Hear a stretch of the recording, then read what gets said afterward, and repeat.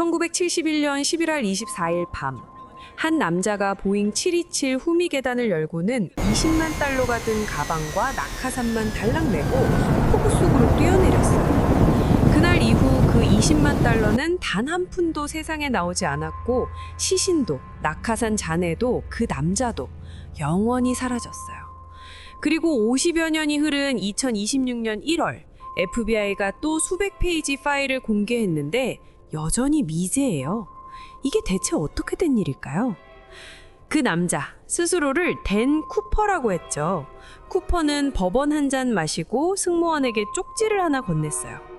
폭탄 있어요. 옆에 와서 앉아요. 쿠퍼는 서류 가방을 열어 다이너마이트 8개, 전선, 배터리를 승무원에게 보여주었어요.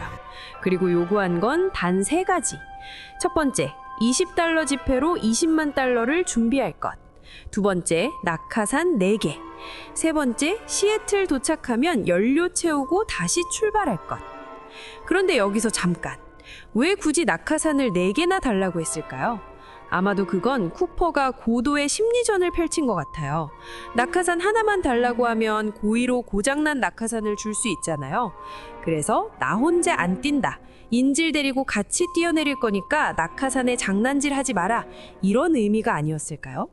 그리고 정확히 10,000피트 이하, 플랩 15도, 랜딩 기어 내린 채 압력 낮춘 상태로 후미 계단 열고 날아가라고 지시했어요. 이게 그냥 일반인이 할 수 있는 요구인가요? 쿠퍼의 요구대로 연료를 채운 후 승객들은 다 풀어주고 비행기는 다시 출발해요. 쿠퍼는 18-2 좌석에 앉아 담배를 피우고 승무원들한테 고마워요 라고 인사하며 돈을 건네받고 8시 13분 루이스강 상공에서 퉁 하고 뛰어내렸어요. 이때 쿠퍼는 쿠퍼의 존재에 대한 힌트가 될 수 있는 대형 떡밥 하나를 투척해요. 4개의 낙하산 중 2개는 조종이 쉬운 레저용이었고 2개는 일반인은 다루기 힘들고 방향 전환도 안 되는 투박한 군용 낙하산이었거든요. 근데 쿠퍼는 군용 낙하산을 골라 잡은 거예요. 그 무거운 걸 메고 폭풍우 속으로 들어갔다? 이건 엄청난 자신감이겠죠. 근데 엄청난 반전이 있어요.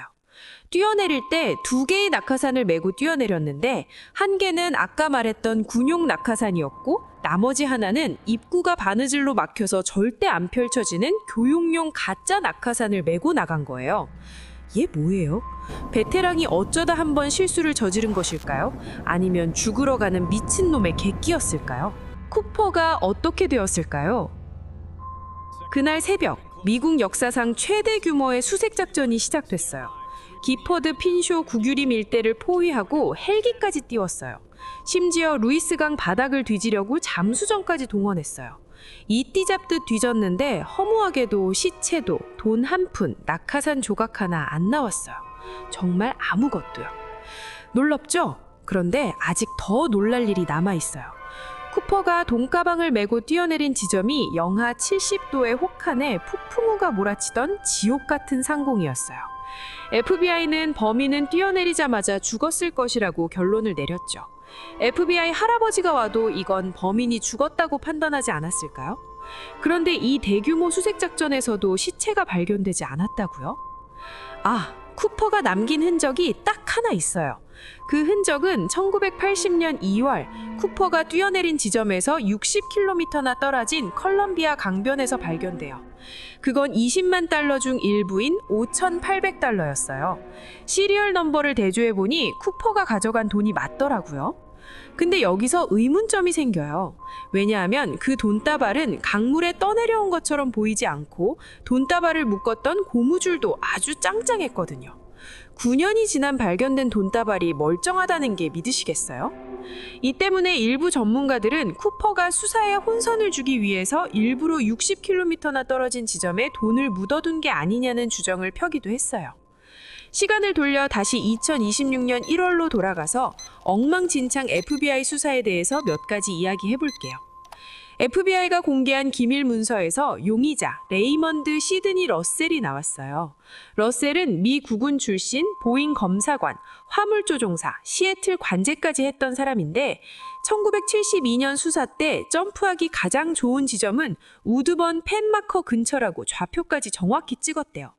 동료들은 그날 행방이 묘연했다고 증언하며 그가 쿠퍼라고 확신했죠. 하지만 FBI는 1972년에 키가 좀 작다는 이유로 그를 용의선에서 빼버렸어요. 싫어합니까? 아니, 범인 잡을 생각 있는 겁니까? FBI? 단순히 키를 이유로 러셀을 용의선에서 제외한 것에 대해 아쉬움을 더하는 증거가 있어 소개해드릴게요. 쿠퍼가 비행기에 남기고 간 넥타이를 분석해 보았더니 티타늄, 희귀류의 입자가 나왔어요. 이건 1971년 당시 보잉 초운속 프로젝트나 특수 화학 공장에서만 다루던 물질이에요. 쿠퍼가 항공, 화학 쪽 전문가였을 가능성이 커지죠. 어때요? 키가 조금 작은 러셀은 쿠퍼가 맞을까요? 이해하기 힘든 건 이뿐만이 아니에요. 또 한 명의 가장 유력한 용의자였던 리차드 맥코이의 집 창고에 낙하산이 발견됐는데 FBI는 이걸 압수해서 2년이나 분석해놓고 2025년 12월에 그냥 돌려줬어요. 그러면서 하는 말이 쿠퍼 사건과 관련이 있는지 긍정도 부정도 할 수 없다는 모호한 답변뿐이었어요. 이거 진짜 모르는 걸까요? 아니면 알면서도 모르는 척 외면하고 있는 걸까요? 또 이상한 건 FBI가 2016년에 선언했던 수사 중단이에요. 그런데 2026년까지 계속 파일을 풀고 있거든요. 이게 진짜 끝낸 게 맞나요? 쿠퍼를 가리키는 많은 증거들이 우연인지, 우연을 가장한 필연인지 많이들 사라지곤 했어요. 어떤 일이 있었는지 말씀드릴게요. 거의 코미디 수준이라 우픈 이야기가 되겠네요. 좌석에 있던 쿠퍼 머리카락은 2002년 DNA 검사 직전에 분실됐어요. 담배꽁초는 1998년에 라스베이거스 지구에서 파괴됐어요. 요즘은 DNA 데이터베이스가 꽤나 쌓여서 범인 DNA가 아니라도 민간인 DNA 정보를 수사기관에서 열람하여 증거물의 DNA와 대조하여 범인을 잡기도 하는데요. 현대과학으로 범인을 바로 잡을 수 있는 증거들만 쏙쏙 사라진 거죠. 일부에서 나오는 주장들은 쿠퍼가 사실은 정부의 비밀 요원이었거나 FBI가 건드릴 수 없는 거대 기업의 인사이더였을 거라고 추측해요. 2026년 최첨단 기술로도 풀 수 없는 게 아니라 누군가 풀고 싶지 않아 하는 건 아닐까요? 여러분들은 어떻게 생각하세요? 쿠퍼는 그날 밤 살아서 도망쳤을까요? 아니면 폭우 속에서 영원히 사라진 걸까요? 댓글로 여러분의 생각을 꼭 남겨주세요. 그런데 여러분, 이 돈가방 미스터리보다 더 기괴하고 상식이 통하지 않는 사건이 하나 더 있어요. 바로 디아틀로프 고개 사건. 영하 30도의 혹한 속에서 멀쩡한 텐트를 안에서 칼로 찢고 속옷 차림으로 뛰어나간 9명의 젊은이들. 발견된 시신에선 정체모를 방사능이 검출됐고 누군가는 혀가 통째로 사라졌다면 제가 다음 영상에서 아주 낱낱이 파헤쳐 드릴게요.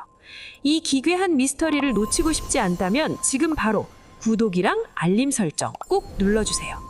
오늘도 끝까지 들어주셔서 고마워요. 조만간 정말 잠 못 자게 만들 더 소름 돋는 이야기로 찾아올게요.